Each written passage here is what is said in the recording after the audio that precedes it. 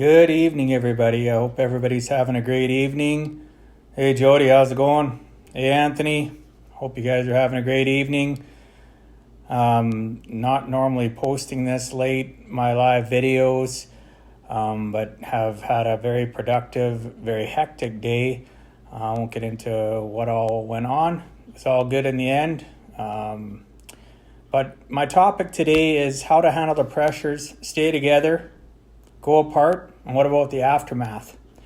And why is that topic? Well, when I posted yesterday in regards to, being the dad mom, taking somebody that normally would have two tasks and you're going out and helping raise your family, and now all of a sudden it's one person doing it. I had a lot of good feedback, a lot of DMs and people asking me that it helped them, but they'd like to learn more of my story and what I've gone through over the last 20 some years, from ending up being married, divorced, single dad, the list goes on. So continue to feel free to DM me or put comments below, or you want to know more. This is off the cuff, so I might not necessarily be telling you what you're looking for, so feel free to DM me and we can always have a private call, or I can message you back, or however it works for you. Just know that the purpose and intent of what I want to look at doing in the very near future in regards to a podcast and writing a book about DADMOMISMS is the fact that I didn't have a lot of support. Again, don't get me wrong, it wasn't that I didn't have a lot of support in regards to family. I had lots of that, but nobody can really relate to what you're going through, right? To what the pain that you're feeling inside your heart and the thoughts that you're thinking in your mind. You can talk to people about it around you and your surroundings, but they really don't understand. They sure try to, but they don't. Even people that have been separated, divorced, people just in relationships that didn't work and they split up, they think that they know how to respond to other people. But we're all like our fingerprints. We're all very, very unique. And I'm here to tell you that, when I ended up getting separated, it was horrible. It was one of the hardest decisions I had to make in my life. And my heart hurt. And I tried talking to anybody and everybody that would listen initially, and then I became very introverted. And the pain that I felt in my heart was real. The pain I felt up here and the thoughts I was thinking was my reality. Again, our reality isn't always what it's cracked up to be, right? Sometimes we're our own worst enemies. And I know with myself, the pressure of staying together, we stayed together. We tried different things. We tried counseling. We tried avoiding one another. We tried, everything and anything. And I'd tell myself, I can't wait till my kids grow up. At this time, we had 4 kids. And I used to remember laying in bed at night going, I can't wait till my kids grow up so that I can leave her. I'm staying together for the kids because this is what the kids deserve. And I'll tell you right now, that isn't what the kids deserve. And I'm sorry if this hurts some of you that are listening to this. Staying together for your kids is the worst possible reason to stay together. Because again, life's in session. We only have one shot. We only have one opportunity to seize the day, to be our best version of ourselves. And if our children, younger, or even teenagers, see us being the least version of ourselves, we're teaching them learned behavior. We're teaching them that it's okay to be miserable. It's okay not to be happy. Maybe your relationship's so bad that there's lots of yelling and there's lots of condescending behavior. Maybe there's just things that aren't working out. And your kids are hearing all this stuff. Really? Seriously? If I could turn back the hands of time, I probably would have left my ex sooner than I did. I was the one that left, right? Yes, I know. And again, it's not a gender thing. Just like my talk yesterday, it's not a gender thing when you end up becoming a single parent. It has nothing to do with female, nothing to do with male. It has to do with the fact that you're a human. Do that human thing and raise your kids. So if you're in a tight circumstance where you are fighting with your significant other, whether or not you're married, you know what? you need to really do some serious evaluation and understand, am I in it for the long haul? Am I willing to suffer and sacrifice me, who I am? Because really it's not about the kids. We fool ourselves in thinking that it is about the kids, but really it's not. It's about us. We don't want to feel like a failure. I felt that many, many times in my life, especially when I got separated. I felt like a failure. You know what? You're not a failure. We all have things that we've done in our lives where we've made mistakes, right? We've made that conscious choice to, continue on the same behavior. Insanity is doing the same thing over and over again and expecting a different result. If you're in a relationship with even friends, it can be work associates, it can be colleagues, it can be any form of relationship. If you do not see a light at the end of the tunnel, you don't see some commonality between you and the other person, you can't communicate where there's disdain in your voice, where you lay in bed or you're just sitting wide awake during the day and you're thinking about that person and thinking, geez, you know what? I can't wait to be able to escape. Guess what? You can. You can escape. You can move on with your life, right? So how do you handle the pressures? Well, you just basically have to, for some people like me, I turned to God. God helped me through all my trials and tribulations, and it was great. It gave me the strength to continue to persevere and move on. God isn't for everybody. Some people have other belief systems or have no belief systems in faith, and that's, I don't want to say that's necessarily fine or not fine. It is what it is, and that's what that person is. Hey, Anthony, how you doing, buddy? Hey, Nadia. Hey, Rebecca.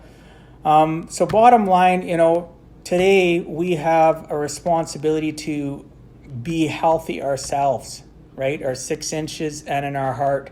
In order to be healthy for our children, even if you don't have children, for the people that are listening, you don't have kids, that's okay. You still need to be healthy for yourself. It's okay to understand you can't stay together. Counseling isn't going to help, right? You've thought about it, you've tried it like I did, and then at that point, you can't stay together. You decide to go apart, right? What about the aftermath? Well, what's the aftermath? What do I mean by the aftermath? Well, we are people that have so many challenges that when we do hit a brick wall, we separate. Let's say we break up out of a relationship, out of a work relationship, doesn't matter what kind of relationship. If it's marriage and you get divorced, the aftermath is, if there's no kids involved, absolutely a lot easier to deal with. It doesn't mean your heart and your emotions won't take a beating, but you can move on forward quicker. If you have kids, that heartache or that other person that you didn't get along with is there forever, because they're the parent, right, of that child too, or children in my case, right? So all of a sudden, the aftermath, you don't see eye to eye in your relationship and there was problems. Well, it gets magnified once all of a sudden you're raising kids on your own as a single parent. Maybe it's joint custody, maybe going 1 week here, 1 week there. But bottom line, the kids didn't ask for any of this, right? Just remember, you're worth your weight in gold, right? Just be kind. Yes, talk to whoever you can. If you can, get some counseling. But the aftermath should not fall on the children. And in my case, it fell on the children hard. I tried to shelter them from it. I give my ex absolutely everything that she demanded and asked for, and she'd use it as a playing card against me, and it was horrible. Until one day, like I talked about yesterday, in 2008, and I had one of my daughters mention this and message me this last night. She said, "Dad, don't forget to tell people that you basically had a child," and which I did, and it was that daughter, I'm not going to say her name, that said, "When do we get to make the choice to not be in this circumstance? When do we get to decide not to go back and forth between mom and yours house? When do we get to decide, when are we old enough to decide that we need to be safe, that we need to be in a safe environment, that we need to be happy? When are we going to make that choice?" And boy, did that ever rattle my cage. You know what? I said, enough's enough. And I had already been planning since the year before. I built a big ass new house in 2007, and I said, you know what? It's time to put my kids ahead of everything else. And unfortunately, then the challenges, the character building times started and got worse, not necessarily better. And we just simply, spent the next 3 years in court, right? My kids, most of them moved in with me. And, then it gets really nasty. I'd like to say it doesn't, but thank goodness I had lots of good family support and friends and people I could communicate with. They may not have been able to relate, but they were there in the time of need when I needed that support. They were there to help me with the kids. They were there for me to ask them questions. They were there, especially having 4 daughters out of the 5 kids. There were some female things that I wasn't, quite familiar with and needed information about, and I had people I could communicate with. I had sisters, aunts, lady friends that supported me and talked to my daughters, talked to my kids, helped them through that troubling time. The aftermath, there's nothing really you can do. It's not like you can grab a bucket of water and like you do on a fire and toss it on it and put it out. The aftermath is the aftermath, especially when you cannot control the other party. Realize that other party is your parents, your kid's parent as well.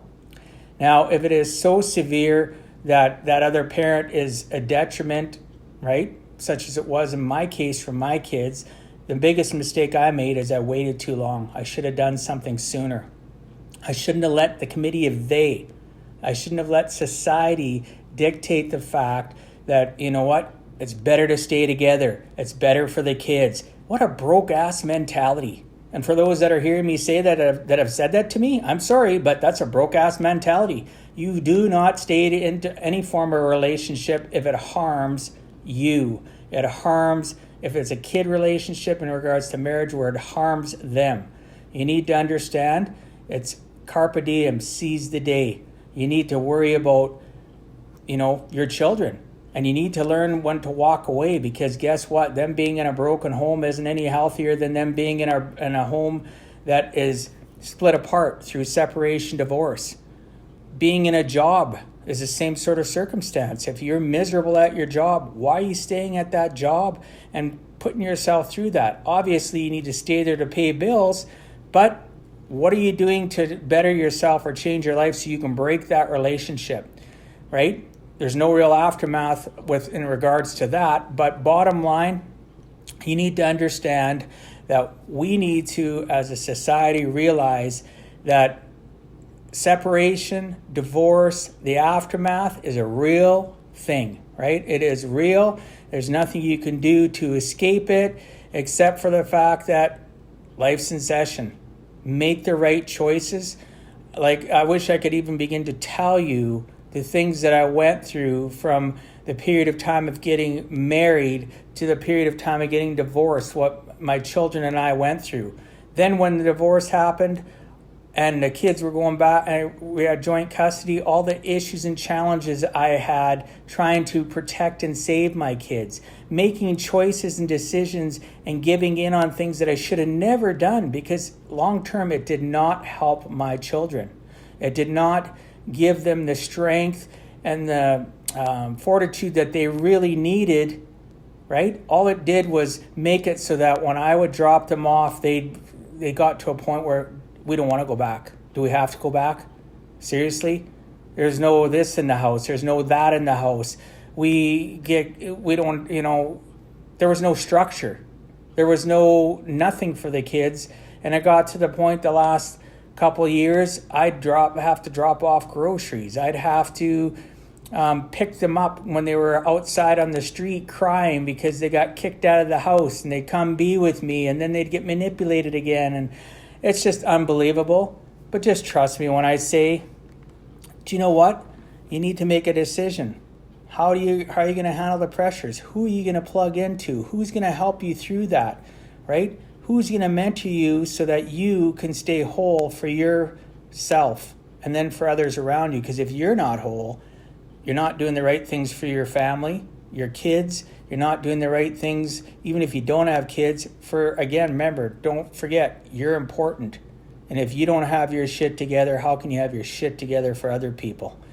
Again, Sorry for the long video. I've had quite a few messages since yesterday, people asking me questions about, to tell more details, that because some of them are going through this current relationship breakup situation, or it's been in session for a while, and they're hurting, and it's okay to hurt. It sucks.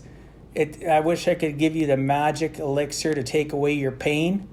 Only thing that can take away your pain is time, what you're feeding your brain and your heart, and associations of people you're hanging out with, right? I hung out with some shitty people. None of those people are in my life, of those friends from when back that happened, because all they were doing was trashing my ex, making me have that boo-hoo, woo-hoo attitude, and I got involved in a lot of shady shit that I won't get into today. But I'll tell you this, associations, what you're feeding your brain and your heart, are so important when you're going through this time, the aftermath of deciding that it's enough is enough and you leave. Feel free to DM me if you have any questions. Drop comments below. Share this. I appreciate your time and attention. Anthony, thanks so much, brother. Appreciate the comments. I will check them out and answer you later. God bless you all. Peace out. Have a great weekend. Talk to you tomorrow.